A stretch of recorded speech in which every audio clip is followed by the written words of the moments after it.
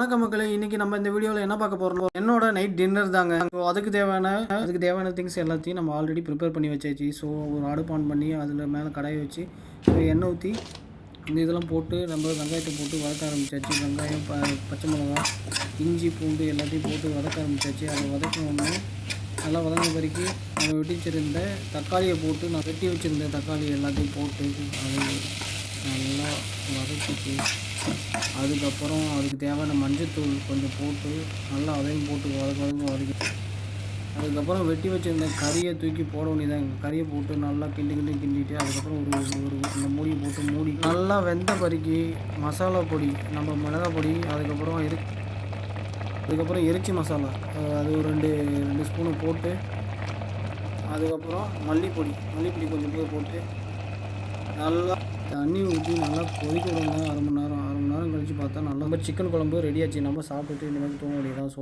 பாய் மக்களே.